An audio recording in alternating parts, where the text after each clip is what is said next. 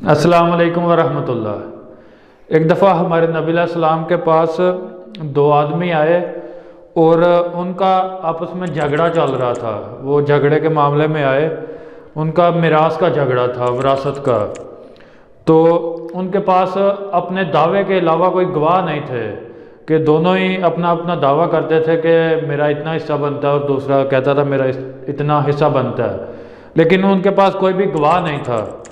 तो नबी सलाम ने फिर उनको फरमाया कि मैं एक इंसान हूँ, मैं भी एक बशर हूँ, तो तुम अपने झगड़े मेरे पास लेके आते हो, तो हो सकता है कि मैं तुम में से किसी एक की बात सुनूं, किसी की बहस सुनूं, वो जो हुज्जत पेश करे तो और वो ज़्यादा चरब ज़ुबान हो तो मुझे उसकी बातें ज़्यादा हक में लगें कि इसके हक में ज़्यादा ये चीज़ बनती है। तो हो सकता है कि मैं उसके भाई का फ़ैसला जो है, उसका हक जो है, वो उसके दूसरे के हक में दे दूं। तो अगर ऐसा हो तो कोई भी ऐसे ना करे कि सिर्फ मेरे फ़ैसले की वजह से वो इस चीज़ को ले ले, हालांकि उसको पता हो तो वो फिर भी ले ले। ऐसा ना करे, बल्कि मैं उसके लिए आग का टुकड़ा काट के दे रहा हूँ। ये नबी सलाम ने फरमाया कि अगर तुम ऐसा करोगे तो ये ऐसे ही समझो कि आग का टुकड़ा है कि वो मैं तुम्हें दे रहा हूँ। तो ये हदीस सुनने के बाद वो दोनों रोने लगे और एक दूसरे को कहने लगे कि ये तुम रख लो हिस्सा।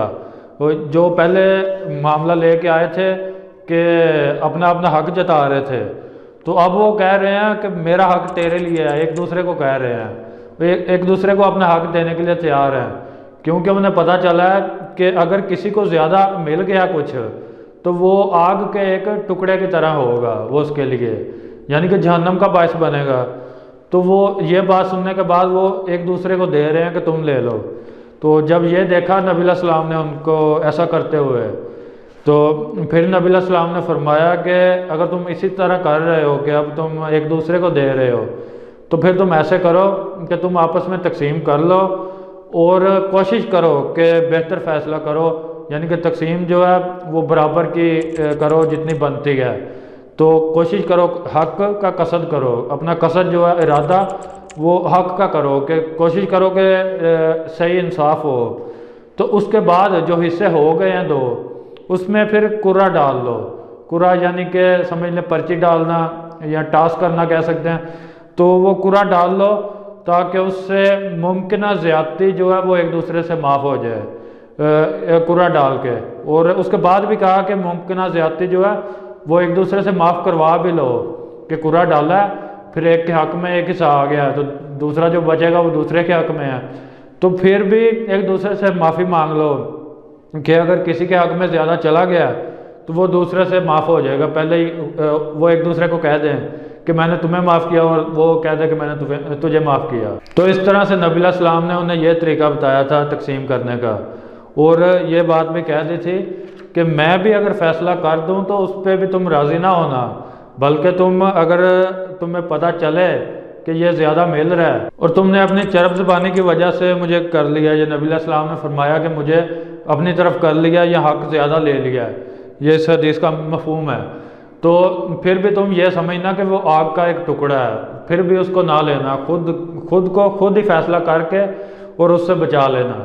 तो ये दो आदमियों का वाक़या था, नबी सलाम ने उनका फ़ैसला किया, तो उनको जब समझ आई इस चीज़ की तो वो एक दूसरे को खुद ही अपना हक भी देने लगे। और अगर कोई इस चीज़ को समझे तो है ऐसे ही है कि अगर बंदा अपना हक भी किसी को दे, कुछ हिस्सा इजाफी चला जाए अपने हक में से उसकी तरफ, वो बेहतरी है, वो उसकी बचत का बायस बनेगा, उसकी निजात का बायस बनेगा। लेकिन अगर उसको ज़्यादा मिल गया तो वो उसके लिए एक फंदा बन जाएगा, वो उसमें फंस जाएगा क़यामत वाले दिन। तो वो एक आग के टुकड़े से तशबीह दी नबी सलाम ने। और ये थी आज की वीडियो जिसमें मैंने ये वाक़या बयान किया। इंशाल्लाह नेक्स्ट वीडियो के साथ मिलेंगे।